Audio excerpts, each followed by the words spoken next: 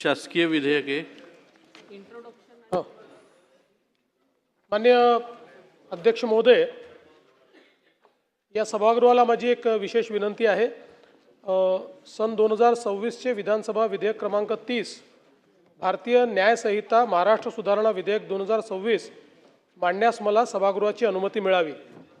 आपल्या सगळ्यांना कल्पना आहे की आपल्या सभागृहाने एकमताने शक्ती कायदा मंजूर केला होता आणि हा कायदा आपण मंजूर करून केंद्र सरकारला पाठवला होता.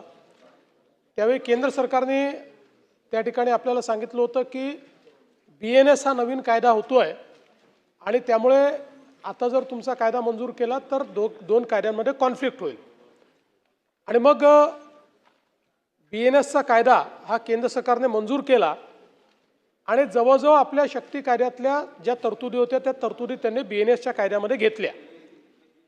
आपण एक समिती DGंच्या अध्यक्षतेखाली तयार केली आणि त्या समितीला आपण सांगितलं की आपण केलेला शक्ती कायदा आणि BNSचा कायदा याच्यामध्ये अशा कुठल्या तरतुदी आहेत की ज्या आलेल्या नाहीत. तर त्या संदर्भात DGंनी एक रिपोर्ट आपल्याकडे सादर केला आणि आपला संपूर्ण जो कायदा आहे त्या कायद्यातले 2 कलम सोडून बाकी सगळे कलम हे BNSमध्ये आले आहेत अशा प्रकारचा त्यांनी आपल्याला त्या ठिकाणी रिपोर्ट दिला. आणि ही जी 2 कलम आलेली नाहीत ही स्टेट अमेंडमेंट म्हणून आपण मान्य केली पाहिजेत अशा प्रकारे त्यांनी सांगितलं. मग हे 2 अमेंडमेंट काय आहेत तर अगदी छोटे छोटे अमेंडमेंट आहेत जे त्या कायद्यात आले नाही आहेत. पहिलं अमेंडमेंट असं आहे की आपण आत्तापर्यंत बलात्कार किंवा तत्सम जे काही गुन्हे आहेत या गुन्ह्यांमध्ये जी पीडिता आहे तिचं नाव डिस्क्लोज करत नाही असं आपल्या कायद्यामध्ये आहे. शक्ती कायद्यामध्ये त्याच्यासोबत आपण टाकलं होतं की ॲसिड विक्टिमचंही नाव हे पब्लिश होऊ नये. तर आता आपण या अमेंडमेंटद्वारे ते काही BNSमध्ये आलं नाही तर या अमेंडमेंटद्वारे आपण एवढीच अमेंडमेंट करतोय की ॲसिड पीडितेचं नाव देखील त्या याच्यात येऊ नये. दुसरं जी अमेंडमेंट आहे त्याच्यामध्ये आपण जी अमेंडमेंट करतोय त्यात महिलांच्या गोपनीयतेचा विषय झाला की हे जे काही पूर्वीच्या काळामध्ये वेगवेगळ्या म्हणजे कोणाशी सेक्शुअल ॲडव्हान्समेंट करणे किंवा अशा पद्धतीच्या गोष्टीच गुन्ह्यामध्ये होते. आपण शक्ती कायद्यामध्ये आता जे वेगवेगळे डिजिटल माध्यमं आले आहेत त्या डिजिटल माध्यमावरही स्त्रीची बदनामी केली तर ती बदनामी सेक्शुअल ऑफेन्सच्या अंतर्गत किंवा हे जे वेगवेगळे आपण रेपचे वेगवेगळे कॅटेगरीज दिलेले आहेत मोलेस्टेशनच्या कॅटेगरीज दिल्या आहेत त्या कॅटेगरीमध्ये येतील अशा पद्धतीनं आपण त्यावेळेस केलं होतं. आता तेच अमेंडमेंट आपण यामध्ये करतोय ज्याच्यामध्ये आपण असं म्हटलं आहे की दूरध्वनी, ईमेल, सामाजिक माध्यम मंच किंवा इतर कोणत्याही इलेक्ट्रॉनिक किंवा डिजिटल संवाद माध्यमाद्वारे अश्लील किंवा कामुक स्वरूपातील आक्षेपार्ह संवाद करणे, स्त्रीच्या शरीराच्या कोणत्याही भागाचे वास्तविक किंवा बनावट चित्रण, तसेच स्त्रीचा कोणत्याही लैंगिक कृत्यात सहभाग दर्शवणारा कोणताही ध्वनी किंवा दृश्य चित्रफित, ऑडिओ किंवा व्हिडिओ इलेक्ट्रॉनिक किंवा इतर कोणत्याही माध्यमातून अपलोड करण्याची किंवा प्रसारित करण्याची धमकी देणे हाही गुन्हा असेल त्याच संज्ञेतला. म्हणजे त्याचं गांभीर्य आपण हे वाढवलेलं आहे. अशा प्रकारचे 2च अमेंडमेंट आहेत की जे शक्ती कायद्यात होते पण BNSमध्ये आलेले नाहीत. म्हणून ह्या 2 अमेंडमेंटला स्टेट अमेंडमेंट म्हणून आपण पुन्हा त्या ठिकाणी केंद्र सरकारकडे पाठवतो आणि म्हणून हे विधेयक मी मांडलेलं आहे. तर 1 मिनिट मांडायचं हां हो. पण हे इंट्रोडक्शन आहे, कन्सिडरेशनच्या वेळेला बोला ना तुम्ही. नाही करून टाकू आपण. ठीक आहे त्यांना 2 मिनिटं काही बोलायचं असेल. सन 2000 तुम्ही महोदय आपल्या अनुमतीने सन 2026चे विधानसभा विधेयक क्रमांक 30 भारतीय न्याय संहिता महाराष्ट्र सुधारणा विधेयक 2026 मी मांडतो. प्रस्ताव असा आहे की सन 2026चे विधानसभा विधेयक क्रमांक 30 भारतीय न्याय संहिता विधेयक 2026 मांडण्यास अनुमती देण्यात यावी. प्रश्न असा आहे की सन 2026चे विधानसभा विधेयक क्रमांक 30 भारतीय न्याय संहिता महाराष्ट्र सुधारणा विधेयक 2026 मांडण्यास सभागृहाची अनुमती आहे काय? अनुकूल असतील त्यांनी होय म्हणावे. प्रतिकूल असलेले नाही म्हणावे. होयचे बहुमत आहे. होयचे बहुमत आहे. प्रस्ताव संमत झाला. माननीय अध्यक्ष महोदय, विधानसभा विधेयक क्रमांक 30 भारतीय न्याय संहिता महाराष्ट्र सुधारणा विधेयक 2026 विचारात घेण्यात यावे असा आपल्या अनुमतीने मी प्रस्ताव मांडतो. सन 2026 चे विधानसभा विधेयक क्रमांक 30 भारतीय न्याय संहिता महाराष्ट्र सुधारणा विधेयक 2026 मांडण्यात आले. कन्सिडरेशन घ्या.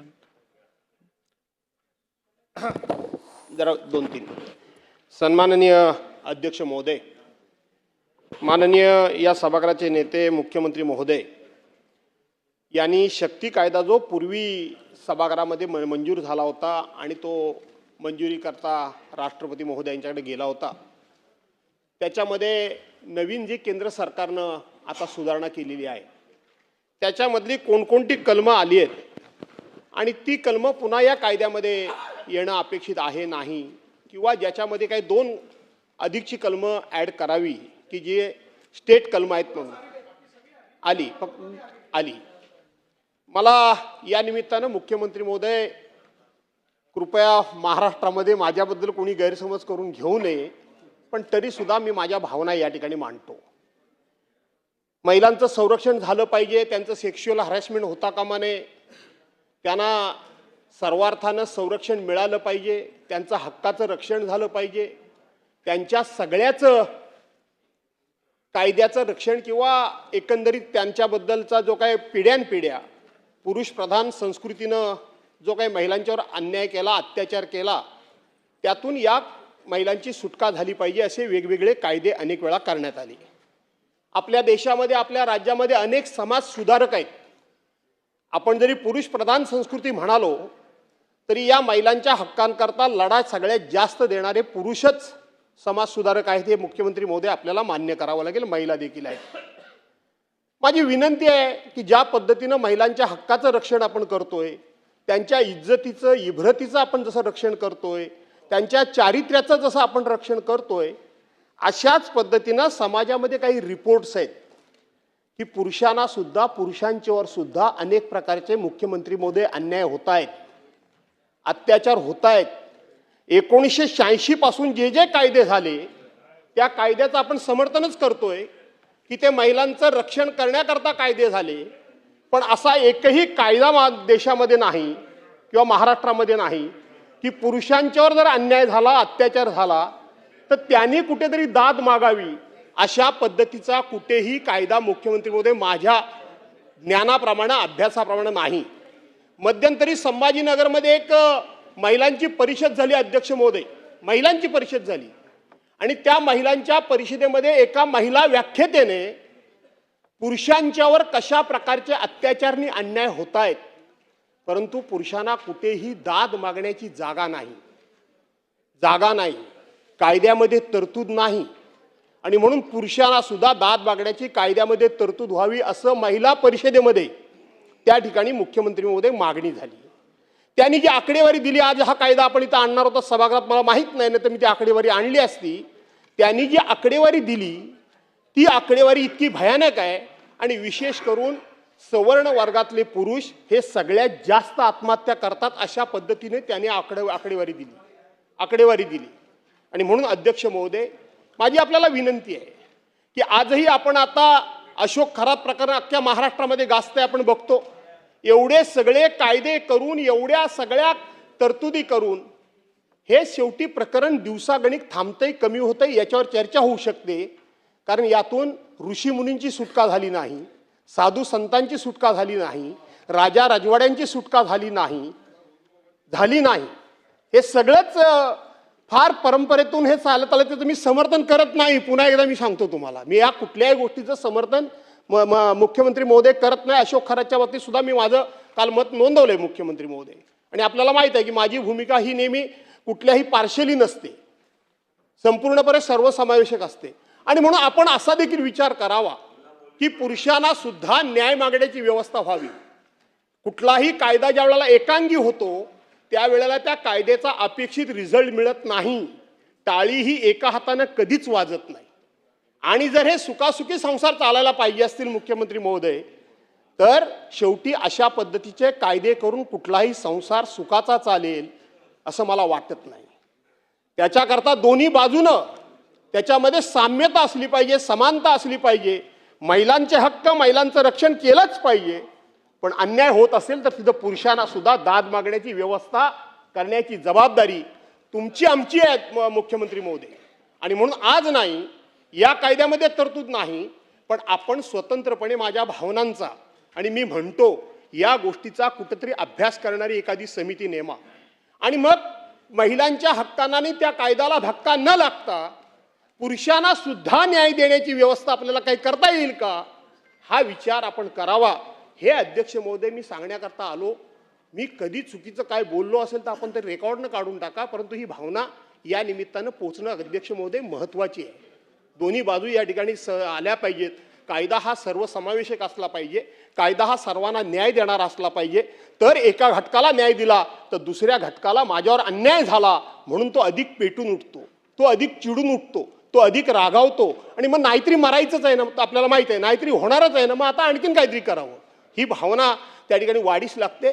म्हणून पुरुषांना सुद्धा न्याय देणारी व्यवस्था कायद्यानं आपल्याला करता येईल का याचा आपण या निमित्तानं अभ्यास करावा.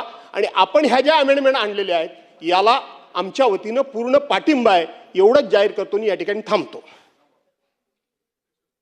महोदय, या शक्ती कायद्याला सगळ्यांनीच पूर्वीपासून पाठिंबा दिलेला आहे. जी बाजू आता भास्कर जाधव साहेबांनी मांडली या बाजूचा विचार केला असता अध्यक्ष महोदय, मी अशा अनेक आत्महत्या या ठिकाणी सांगू शकतो ज्या कारण नसताना केवळ भीतीपोटी पुरुषांनी केलेल्या आहेत. काही मर्यादा, किती वर्षानंतर बलात्काराची केस टाकायची, कारण का पोलीस केस आली की रजिस्टर करून टाकतात आणि त्याच्यासाठी मग ते सुप्रीम कोर्टाचं रुलिंग दाखवतात. काय करणार साहेब, केस आली, घ्यावी लागली. ललित कुमारी वर्सेस बिहार गव्हर्नमेंटची जी केस आहे की कुठलेही आले की घ्या. अध्यक्ष महोदय, माझं म्हणजे आपल्यामार्फत मुख्यमंत्र्यांना विनंती आहे की काहीतरी मर्यादा ठेवा की बाबा बलात्कार म्हणजे काहीतरी पुरावा असला पाहिजे, काहीतरी मेडिकल टेस्ट असली पाहिजे. काय माझ्यावरती 2017 साली बलात्कार केला, 2025 साली केस. म्हणजे ह्याच्यासाठी म्हणजे कुठेतरी एक आपण लिबरल नेशन, लिबरल महाराष्ट्र, पुरुषप्रधान संस्कृतीला छेद देणारा, महिलांना न्याय देणारा महाराष्ट्र, हे सगळं खरं असलं तरी त्याचे जे होणारे गैरफायदे आहेत ह्याच्याकडेही लक्ष देण्याची गरज आहे. कदाचित गैरसमज आमच्याबद्दल होईल महाराष्ट्रामध्ये, पण तो कोणीतरी मांडायला पाहिजे ना की बाबा 2 वर्षाच्या आत झालं तर ठीक आहे, 1 वर्षाच्या आत झालं तर ठीक आहे, 5-5 वर्ष, 4-4 वर्ष, त्याच्यातली काही प्रकरणं ही म्युच्युअल असतात.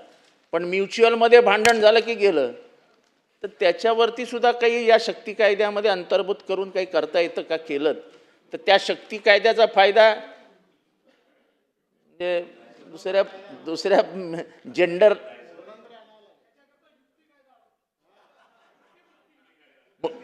मुक्ती कायदा नाही. पण ह्याच्यात आपल्याला आणता येईल ना की हे एवढ्या ह्याच्यातच आपल्याला तुम्हाला हे दाखल करता येईल किंवा काय बघा, म्हणजे आपण ज्याला जमेल त्याचं, पण ह्याच्यामध्ये हा अन्याय दूर केला पाहिजे असं आम्हाला वाटतं.